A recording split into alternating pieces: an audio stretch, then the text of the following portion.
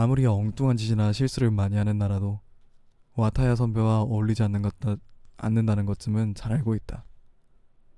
나는 이렇다 할 특징이 없다. 외모도 그렇고 성격도 그렇다. 예전에 이런 모습으로 괜찮은 걸까 고민하다가 뭔가 장점이 없는지 골똘히 생각해 보았지만 나루스는 절대 남의 험담을 하지 않는 아이입니다. 라는 초등학교 생활통지표에 쓰여있던 장점밖에 찾아내지 못하였다. 내게는 내세울 만한 개성이 없다. 국립대학교에 들어가려고 공부만큼은 열심히 했지만 그거야 같은 대학에 들어온 학생이라면 누구나 다 해온 일이다. 그래서 늘 생각한다.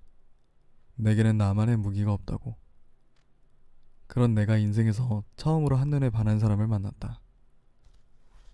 상대는 같은 대학교의 한 학년 위 선배였다. 이름은 와타야 이즈미. 처음 만난 날을 선명히 기억한다. 어쩌면 평생 잊지 못할지 모른다. 대학에 입학한 지 얼마 되지 않은 4월이었다. 뿌옇게 흐린 봄 하늘 아래 학교 캠퍼스에서 나는 같은 고향 출신인 선배와 이야기를 나누고 있었다. 그 남자 선배와는 같은 고등학교를 다녔고 중학교 때는 같은 동아리에 속해 있었다. 후배를 살뜰히 챙겨주는 선배인데 내가 자신과 같은 대학에 들어가자 무척 반가워했다. 1학년에 예쁜 여학생 있으면 소개시켜 줄 거지? 좋은 의미로 굉장히 소탈하고 정감 가는 사람이다. 그 선배와 이야기하고 있는데 등을 꼿꼿이 세운 여성이 우리 옆을 지나갔다. 여, 와타야! 선배가 이름을 부르자 여성이 발길을 멈췄다. 서글서글한 눈매를 한 아름다운 사람이 짧고 검은 머리카락을 찰랑거리며 얼굴을 돌렸다. 그 사람이 와타야 선배였다. 선배끼리 뭔가 이야기를 주고받더니 잠시 후 와타야 선배가 손을 들어 인사하고는 그 자리를 떠나려 했다. 그저 내가 보고 있었기 때문이었겠지만 와타야 선배가 나를 알아차리고는 내게로 시선을 옮겼다. 눈과 눈이 마주친 순간을 생생하게 기억한다. 도도하고 쓸쓸한 느낌이 났다. 그녀의 깊은 눈 속에는 맑고 차가운 타인의 이해를 거부하는 듯한 쓸쓸한 무언가가 있었다. 왠지 그렇게 느껴졌다. 하지만 와타야 선배는 나와 눈이 마주친 순간 같은 건 기억하지 못할 것이다. 바로 등을 돌리고 가버렸다. 그녀만이 어딘가로 사라졌다. 내가 넋이 나간 듯 바라보고 있자 고향 선배가 걱정스럽게 물었다. 야, 나루세, 괜찮아? 네. 와타야 선배가 너무 예뻤던 까닭도 물론 있다. 하지만 나는 그녀에게서 아름다움 외에 무언가를 보았다. 그 무언가의 한순간의 마음을 빼앗겼다. 지금 그분 고향 선배에게 이름을 물어보았다. 같은 학과라는 사실도 알게 되었다. 혹시 너 와타야한테 관심 있냐? 이렇게 묻더니 선배는 왠지 즐거운 듯한 표정을 지었다. 아니 그렇다면 내게 맡겨. 대체 뭘 맡기라는 건지 그때는 이해하지 못했다. 그저 네 하고 모호하게 웃었다. 그로부터 약 일주일 뒤 그 고향 선배가 술자리에 나를 불러냈다. 뭐든지 다 경험이겠다 싶어 참석했는데 선배들이 10명 넘게 이자카야에 모여 있었다. 옆 테이블에는 와타야 선배가 앉아 있었다. 나는 그제야 선배가 나를 이 자리에 부른 의도를 알아차리고는 약간 당황했다. 고향 선배가 모임을 주관한 듯 내게 우선 자리에 앉아 밥을 먹고 있으라고 말했다. 나는 구석 자리에 앉아서 계속 와타야 선배를 의식했다. 얼마 후 이리저리 자리를 옮겨다니며 사람들과 이야기하던 고향 선배가 내 자리로 왔다. 잘 마시고 있냐? 아직 미성년이에요. 마시고 있네. 우롱차거든요. 그런 대화를 나눈 뒤 선배는 문득 뭔가 생각난 듯 나를 보고 씩 웃더니 옆 테이블에 있는 와타야 선배에게 말을 건넸다. 와타야, 1학년생 내 고등학교 후배인데 널 좋아한대. 술자리가 시작된 지 1시간도 안 되어 내 짝사랑이 폭로되었다. 주위 사람들이 환호성을 질러대며 흥미로운 시선으로 나를 쳐다보았다. 와타야 선배도 시선을 돌려 당황해하는 나를 바라봤다. 응? 정말이야? 아니 그게요. 하지만 나 좋아하지 마. 감당하기 꽤 힘들 테니까. 생각해보면 그것이 와타야 선배가 나를 나로서 인식한 첫 순간이었다. 당황하고 초조해서 내가 그때 어떻게 반응했는지는 정확히 기억나지 않는다. 주위 사람들이 밀어붙이는 바람에 결국 와타야 선배 옆자리로 옮겨 앉아 대화를 나누게 되었다. 쓸쓸해 보였던 첫인상과는 달리 생각 이상으로 털털하고 솔직한 사람이었다. 잘 웃었고 농담도 잘했다. 이미 20살이라고 독한 술을 물처럼 마셨다. 심지어 명랑하기까지 했다. 겨우 내 이름은 알려줬지만 연락처를 교환하진 못했다. 이어진 2차에서 더 많은 이야기를 나눠보려 했는데 와타야 선배는 참석하지 않고 1차가 끝나자 몇몇 선배와 함께 역 쪽으로 가버렸다. 나루새는 끝까지 남아있어라. 나는 꼭 남아있으라는 고향 선배 말에 따라 2차에 참석했다.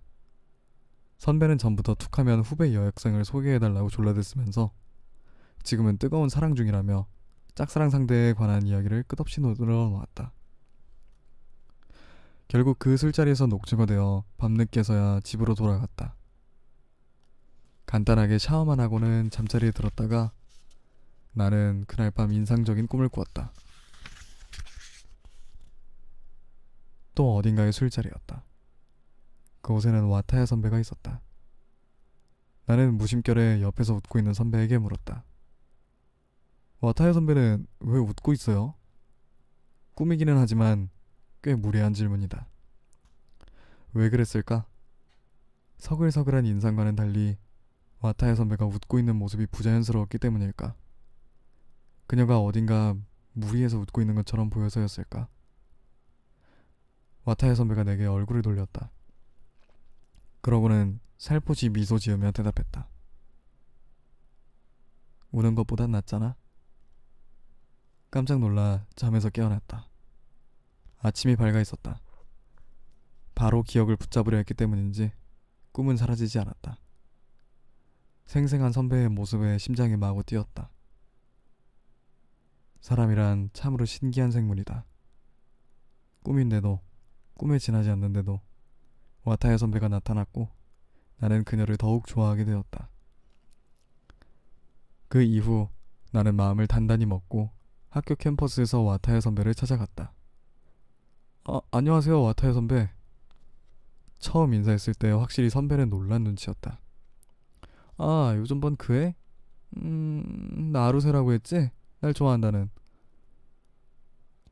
네. 저번엔 덕분에 잘 지내셨죠?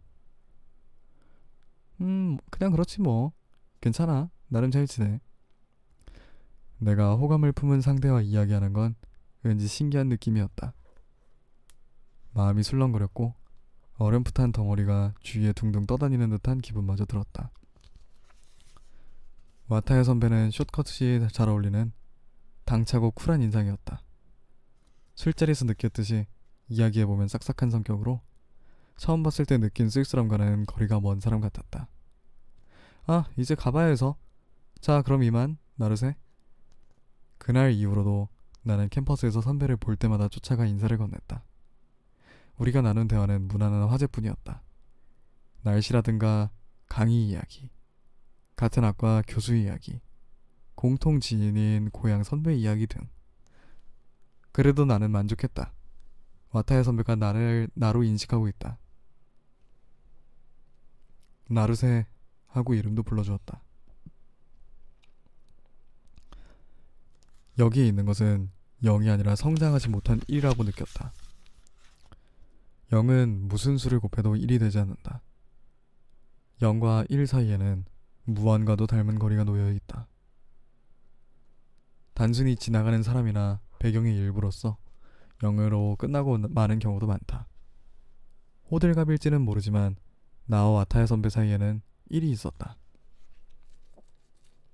나는 그 1을 소중히 여겼다. 소중히 대할 수 있기를 간절히 바랐다. 차차 대학생활에 익숙해지고자 학교에 가는 목적의 절반 이상이 와타야 선배와 잠깐이나마 대화를 나누는 일이 되었다. 와타야 선배. 아, 나르세구나. 여긴 어쩐 일이야? 오늘도 선배를 만나려고 여기저기 찾아다녔죠. 넌 보기랑 달리 꽤 특이해. 와타야 선배는 어딘가 찾기 쉬운 장소에 있기도 했지만 아무도 없는 곳에 조용히 있기도 했다. 자꾸 말을 거는 내가 성가셔서 피하는 걸지도 모른다는 생각에 가슴이 철렁 내려앉았으나 고향 선배에게 물어보니 예전부터 그랬다고 한다. 와타야는 혼자 있는 걸 좋아해. 혼자서 물끄러미 하늘을 올려다보거나 책을 읽고 일기 같은 노트를 펼쳐놓을 때도 많았다고 한다. 그 광경은 나도 지금까지 여러 번 본 적이 있다. 그래도 나루세와 이야기할 때는 의외로 즐거워 보이는걸. 너무 신경 쓰지 마. 그보다 내 얘기 좀 들어봐. 그 애가 말이야. 뜨거운 사랑이니 연애니 하는 이야기를 들으면서 그의 말에 용기를 얻었다. 나는 그 후로도 여러 장소에서 와타야 선배와 마주쳤고 그때마다 쫓아가 말을 걸었다.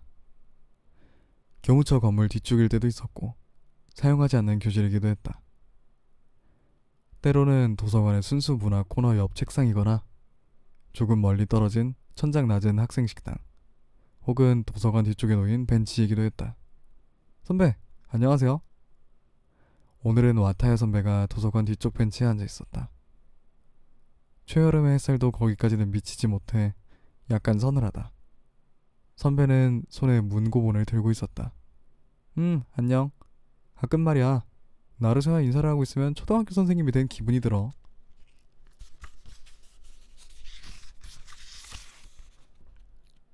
선배는 선생님도 어울릴 것 같아요. 안경이라도 써볼까? 아니요. 선배는 있는 그대로도 괜찮을 것 같은데 뭐랄까... 미소를 지으며 나를 바라보던 선배가 손에 들고 있던 문고본을 덮었다. 그때 표지로 눈길이 갔다. 뜻밖에도 그 책은 요즘 화제가 되고 있는 영화의 원작 소설이었다. 작가가 미인이라는 것이 화제의 이유이기도 해서 기억하고 있다. 니시카와 게이코라는 여성 작가의 작품으로 어른의 연애 이야기였던 듯하다. 선배도 연애 소설을 읽는군요. 그 영화로 만들어진 책이죠? 연애 소설? 아, 이 소설 말이군. 순수 문학 장르지만 딱히 연애 소설은 아니야. 하긴 연애물로 읽어도 재밌을 것 같지만. 선배가 술술 이야기를 이어나갔다. 어쩌면 선배는 순수 문학 장르를 좋아하는지도 모른다. 실제로 도서관 순수 문학 코너에 있는 모습을 종종 보았다. 재밌겠는데요? 나도 살까? 좋지. 등장인물의 학생은 없지만 꽤 재밌을 거야. 지금은 문고본으로도 나와서 어느 서점이나 다 있을걸? 생각보다 선배와 대화가 자연스럽게 이어져서 마음이 들떴다. 최루성 소설이에요? 그럴지도 모르겠어. 전 그런데 약해서 조심해야겠네요. 확실히 그런 스토리에 펑펑 울 것 같은데? 선배가 장난스러운 표정으로 웃었다. 나는 부끄러워졌다. 바로 그런 타입이기 때문이었다. 미안. 놀리려고 한 건 아니야. 아, 참, 그 말 들었어? 내가 무안해할까봐 그랬는지 와타야 선배가 화제를 바꿨다. 그 고향 선배가 짝사랑하는 상대에게 고백했다가 차였다고 한다. 그 얘기라면 이미 알고 있었다. 실은 누구보다 자세히 알고 있을지 모른다. 고향 선배는 학교에서 마주칠 때마다 나를 붙들고 하소연했고 짝사랑 상대에게 차인 그를 위로한 사람이 바로 나였으니까. 그 이야기를 해주자 와타야 선배가 웃었다. 아, 나루세도 들었구나. 애절한 짝사랑 끝에 차였다는 거. 네, 첫 만남부터 헤어짐까지 6번은 들었는걸요. 영화 6편 분량이네. 그래도 제가 지루할까봐 그랬는지 세세한 내용은 매번 다르고 연출도 점점 탄탄해지더라고요. 마지막에는 완전 감동작이 될지도. 아니, 애절한 러브 스토리라고 해야 하나? 사랑에 관해 한참 이야기하다가 문득 생각이 났다. 와타야 선배에게 남자친구가 있는지 없는지 나는 알지 못했다. 고향 선배도 자세히는 모르는 것 같던데. 그걸 지금 와타야 선배에게 직접 물어볼 기회인지도 모른다. 그렇게 생각하자 갑자기 긴장되었다. 이런 내 심경을 눈치채지 못하고 와타야 선배가 말했다. 지루할까봐 그런 게 아니라 그냥 자기 맘대로 말을 붙인 것 같은데? 그래도 저는 좋던데요. 애절한 사랑 같은 거 현실에서는 찾아보기 어려우니까. 아, 그러네. 왜일까? 와타야 선배의 대답이 약간 늦었다. 그리고 선배의 얼굴에 한순간 쓸쓸한 빛이 비쳤던 것 같다. 다만 긴장 상태였던 나는 그 사실을 더 이상 깊이 생각하지 않았다. 발딱발딱 심장에 고동이 느껴졌다. 나는 와타야 선배에 대해 알고 싶었다. 선배에게 남자친구가 있을까? 역시 그게 신경 쓰였다. 아니지. 이렇게나 예쁜 사람이다. 과거에 연인이 있었을 수도 있다. 그 누군가에게 선배는 내가 보여주지 않은 표정을 보였을까? 어쩌면 지금도 보여주고 있는 걸까? 그걸 알고 싶다. 어떻게든 물어보고 싶다. 가벼운 분위기를 만들어 자연스럽게 물어봐야겠다고 생각했다. 농담처럼. 가능한 무심코 묻듯이. 근데 선배는 이라고 말을 꺼내서 와타야 선배는 절절한 사랑 같은 건 안 해봤을 것 같아요. 한순간 선배가 놀란 표정을 지었다. 그때야 내가 얼마나 신뢰되는 말을 한 건지 알아차렸다. 당황해서 사과하려 할 때 선배가 나지막하게 말했다. 네가 모를 뿐이야. 네? 와타야 선배가 다시 미소를 지었다. 무척 슬퍼 보였다. 선배는 스마트폰으로 시간을 확인했다. 벌써 시간이 이렇게 됐네. 이제 가봐야 해. 그럼 또 봐. 그러고는 곧 자리를 떠났다. 여느 때처럼 혼자 걸어왔다. 선배의 뒷모습을 나는 아무 말 없이 바라보았다. 마음은 물웅덩이처럼 고요했다. 내가 알지 못하는 선배의 세계가 있다는 사실을 다시금 깨달았다. 네가 모를 뿐이야. 그 말대로였다. 나는 선배에 대해 아무것도 알지 못한다. 현재뿐만 아니라 과거도. 어찌할 수 없는 슬픔과 불안 감정이 나라는 존재를 휘감았다. 어쩌면 앞으로의 일도. 얼마 뒤 유전번에 술자리를 함께했던 다른 선배들에게 과감히 물어보았다. 예전 일은 모르지만 와타야 선배가 대학에 들어온 뒤로 누군가와 사귀는 것 같지는 않다고 말했다. 그렇다면 와타야 선배의 그 말이 의미하는 건 중학교나 고등학교 때의 일인 걸까? 지금은 그 상대와 헤어졌다는 뜻일까? 그 뒤로 와타야 선배와 마주치기가 망설여졌다. 무례한 말을 한 탓에 어색하기도 했다. 앞으로도 강아지가 재롱 떨며 따르듯이 선배를 좋아하기만 해도 되는 걸까? 라는 의문이 들었다. 그래서는 아무것도 달라지지 않는 게 아닐까 하고. 와타야 선배와 다시 우연히 마주친 것은 마지막으로 대화를 나눈 지 2주 정도 지났을 무렵이었다. 이미 6월로 들어섰고 나는 다음날 있을 시험에 대비해 도서관에서 공부하고 있었다. 잠시 쉴 겸 산책을 하려고 도서관 안을 걸었다. 순수 문학 코너에는 일부러 가까이 가지 않았다. 그런데 1인용 좌석에 앉아있는 와타야 선배를 발견했다. 웬일로 책상에 엎드려 자고 있었다. 심장이 크게 요동치며 내가 선배에게 마음을 빼앗겼다는 사실을 새삼 일깨워주었다.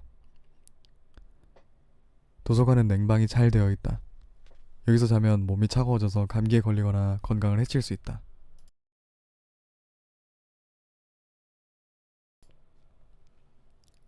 고민한 끝에 나는 선배를 깨우기로 했다.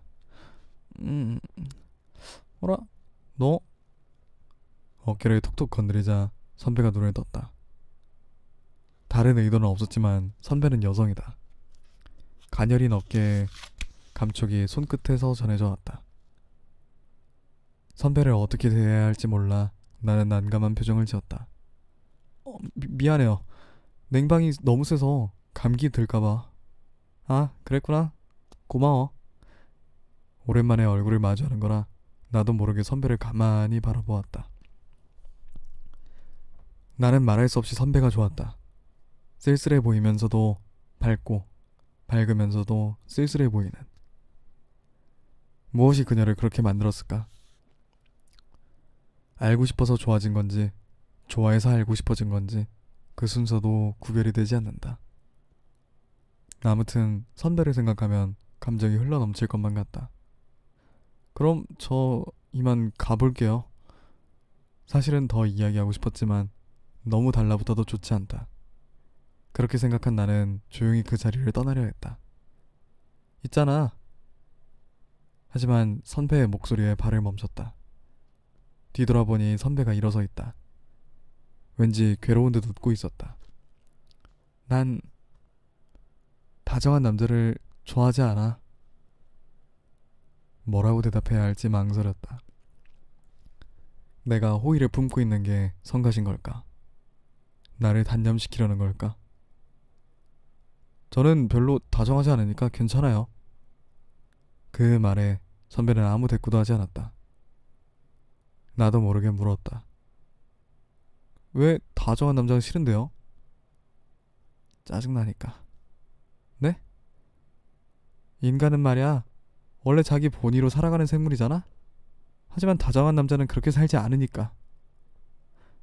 선배는 지금 누구 이야기를 하는 걸까? 선배는 지금 분명히 여기 있다. 현재에 속해 있다. 그런데도 선배의 눈은 이곳이 아닌 어딘가 다른 장소를 보고 있는 것만 같았다. 자기 본의로 살지 않아서 싫은 거예요? 응. 자기 본의로 살아가면서 타인은 생각하지 말고 그저 자기가 하고 싶은 일만 했으면 좋겠어. 그리고 타인에게도 아무렇지 않게 미움받았으면 해. 그렇게 하고 싶은 대로 세상에서 활개쳤으면 좋겠어. 이 말은 선배의 간절한 소망처럼 들렸다. 말을 마친 선배는 나를 지그시 바라보았다. 그리고 또 언젠가처럼 슬픈 듯이 웃었다. 너는 그런 사람 아니잖아. 그러니까 나를... 단념해. 선배는 그렇게 말하려는 게 분명하다. 선배를 막아서듯 내가 먼저 말을 내뱉었다. 선배를 좋아해요. 비집고 들어설 여지를 완전히 차단당하기 전에 말해야 한다고 생각했다. 선배에게 단념해 라는 말을 들으면 그렇게 할 수밖에 없으니까. 그래도 나는 선배를 포기하지 못할 테니까. 비집고 들어설 틈이 조금도 없다는 걸 알면서도 이 세계의 한 귀퉁이에서 선배를 애타게 그리며 어느새 또 캠퍼스에서 그녀의 모습을 쫓고 있겠지. 그런 나를 쉽게 상상할 수 있었다. 하지만 알고 있다. 고백해도 어쩔 수 없다는 것쯤은. 내 마음은 선배에게 닿지 않는다. 차일 것이다. 그만한 각오는 하고 있었다. 사귀어도 되지만 조건이 있어. 그래서 한참 아무런 말이 없던 선배에게 이 말을 들었을 때는 놀라지 않을 수가 없었다. 그리고 내 착각일지 모르지만 선배 역시 이 말을 하며 스스로 놀라는 것 같았다. 선배가 계속 말했다. 날 정말로 좋아하지 말 것. 지킬 수 있어? 사람이 드문 도서관은 고요했고 냉방장치 돌아가는 소리만이 가만히 울리고 있었다. 고요한 세상에 비해 내 안은 몹시도 시끄러웠다. 계속해서 심장이 두근두근 뛰었다. 눈앞에는 밝으면서도 쓸쓸함이 감도는 아름다운 사람이 있다. 그 사람을 나는 더욱 알고 싶었다. 그런데 그 사람이 진심으로 좋아하지 말라고 한다. 그건 무슨 의미일까? 내 호의를 장난이라고 생각하는 걸까? 연애 자체를 동경해서 선배를 좋아하게 된 거라고 생각하는 걸까? 무엇보다 그 조건을 받아들이지 않으면 어떻게 되는 걸까? 선배는 지금 내 말을 농담으로 여기고 밝게 웃으며 이야기를 끝내려는 걸까? 그렇게 되면 두 번 다시 선배의 마음과 과거에 다가갈 수 없게 되는 걸까? 망설임은 한순간이었다. 어찌됐든 내 대답은 정해져 있었다. 나는 선배가 좋았다. 선배에 대해 더 알고 싶었다. 늦지 않게 말할 수 있을까? 선배는 지금이라도 당장 농담이야 라고 말하며 제안을 걷어들이려는 것이 아닐까. 늦지 않기를 그렇게 간절히 바라면서 나는 대답했다. 네 라고.